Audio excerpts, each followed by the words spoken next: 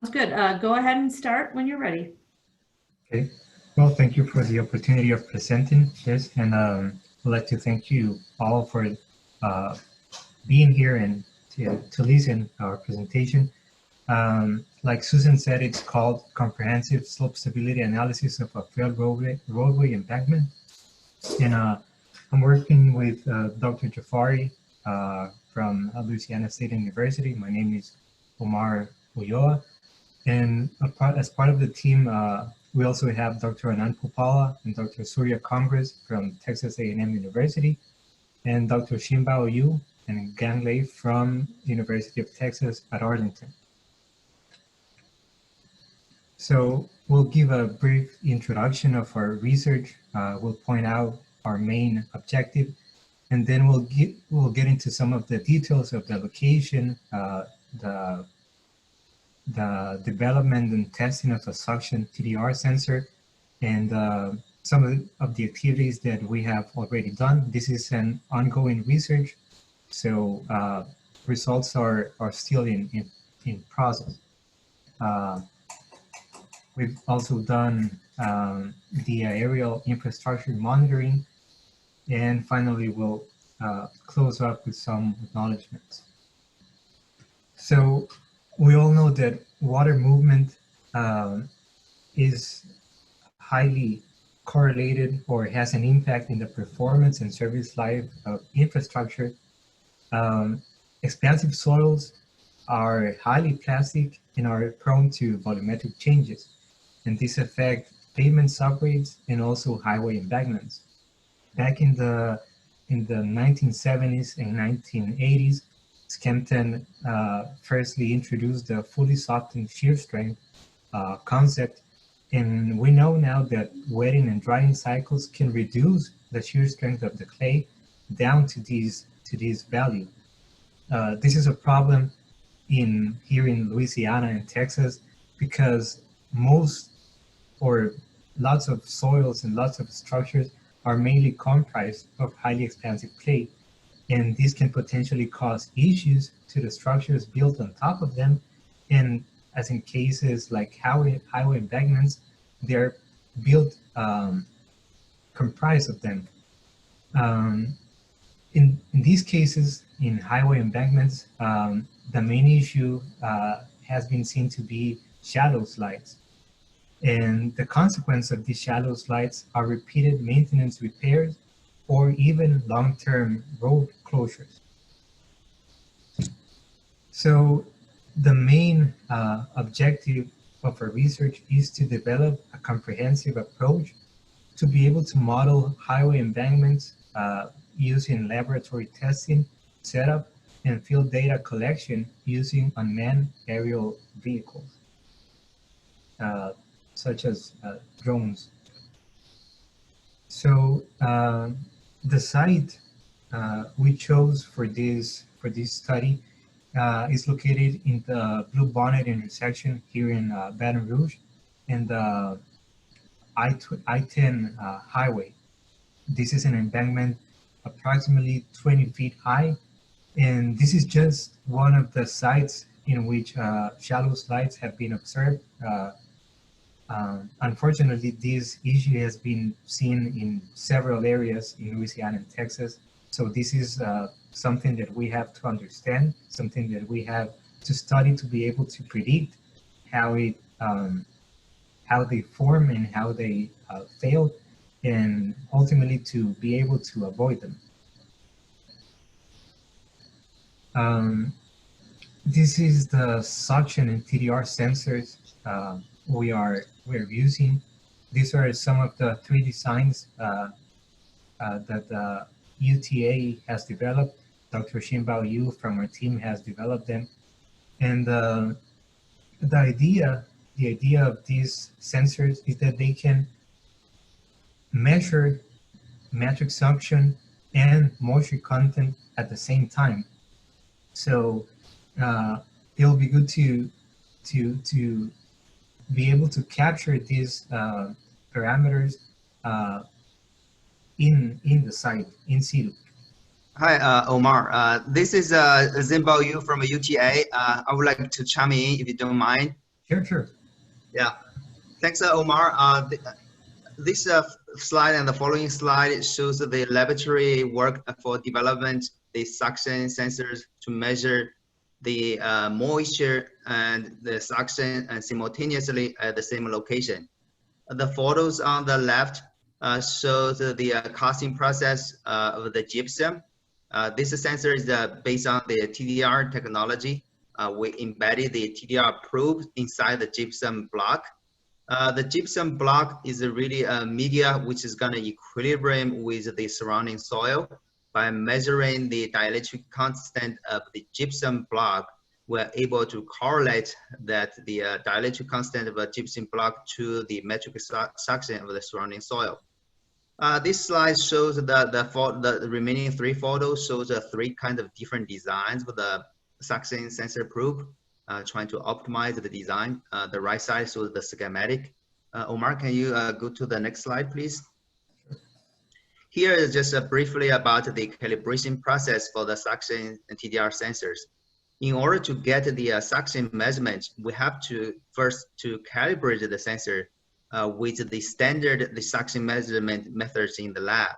Here, the photo on the left, we show the using pressure plate to measure the suction. For those very high suction range, we also use a filter paper methods, which is not showing here. That shows very briefly the testing procedure. We now repeat. Basically, from each of the suction, this pressure, we are able to determine the corresponding dielectric constant.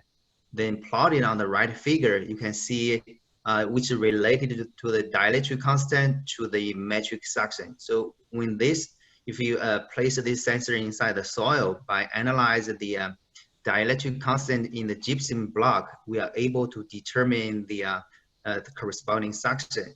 The other part of the probe, which you can see on the photo, in the sensor inside the pressure plate, the exposed probe, which will determine that part of the dielectric constant that can be measured the moisture content. For that function is pretty standard. We didn't show it here. So this is an ongoing process. In the for the following the months, we'll test more of this suction sensor in the field and more the field collected soil samples to develop more calibration. Also testing the real performance under the controlled environment. That's it. Thank you. Thank you, Dr. Yu. As Dr. Yu mentioned, this is an ongoing process, and for it, we have to collect samples from the field site. This will already done. With these samples, we'll be able to measure the moisture content and metric suction in the soil blocks, and also we'll be able to determine shear strength parameters by determining first index properties. So we'll be using Stark and Fernandez and Gammas and Stark correlations for shear strength parameters using the liquid limit and clay size fraction percentage. These tests are being done right now. These are ongoing as we speak.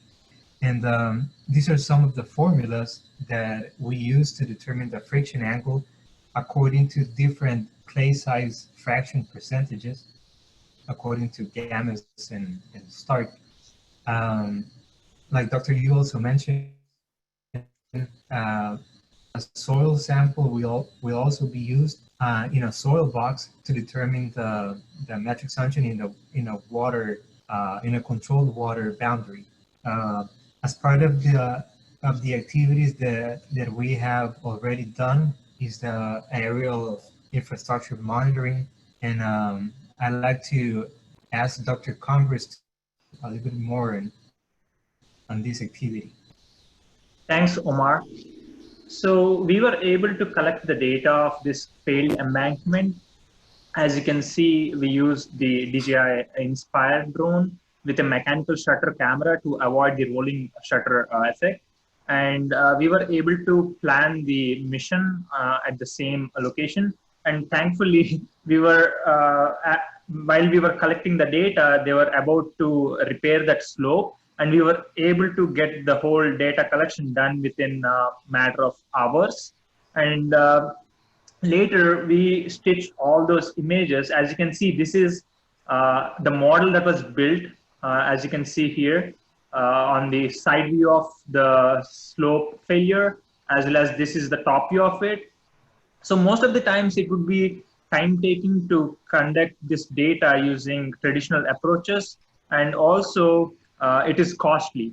But using the drone, not only the embankment, we also are able to get the profile of these roads adjacent to it, so that we can actually identify if there are any progressive failures that are approaching towards the adjacent road structures.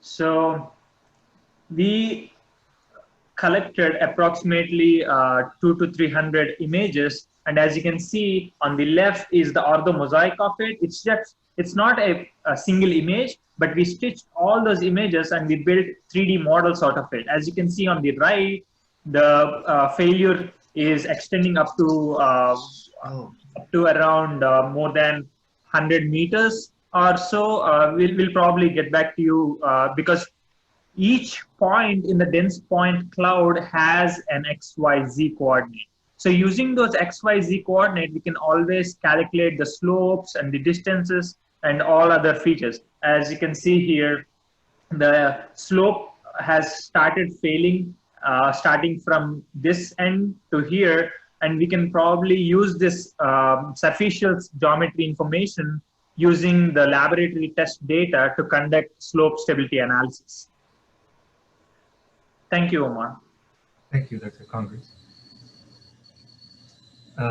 So as we mentioned before, the aerial data has already been collected and it has been processed into 3D models.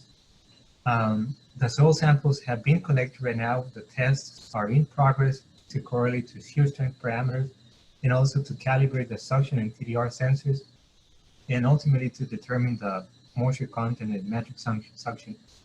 All of this information is going to be used at the end to perform the slope stability analysis and to have that and to model that highway embankment as we want to be able to understand how it fails and to predict and to avoid it other embankments to fail in the future. So we would like to acknowledge and thank Tran-SET for funding this project, and also LADOTD, as they have been very helpful to identify the site, give us previous information, and also the permissions to be able to fly the drone, and they also assisted in the aerial data collection. These are some of the reference we're using for this research, and that's it. Thank you. If you have any questions, we're open to them. Great, thank you very much. We have time for a question, if anyone has anything. I have a question. Okay, go ahead. Hi, my name is Junsu Park. I'm a PhD student in LSU. I have a question about the TDR sensor. Sure. Go ahead, Park. So can you go back to the slide about sensor? This one? Yeah. The first question is, what is the suction range that the sensor can measure? Can we go to the next slide, please? That will answer the suction range question. The maximum one we get is about 900 kPa. Okay. And but my second question is, so what does the diameter determine? So you have 3 different diameter, but yeah, my question is, what is the role of that? Yes, that's related to the sensor performance in terms of how accurate, easy for the signal analysis. We come up with 3 different diameter design to evaluate which one give the best clear signal and more reliable results. So you can see here we have on this plot shows the results for different diameter. We see some randomness, also noises will comes for different design. We realize conclude the diameter with 2 millimeter give the best performance. Okay, yeah, that's it. Thank you. You're welcome. All right, great. Thank you very much. With that, we'll conclude this presentation. And once again, like I said, feel free to reach out to any of the co-authors on this paper if you wish for further, if you have further questions for them. All right, so we have one more presentation in this session, and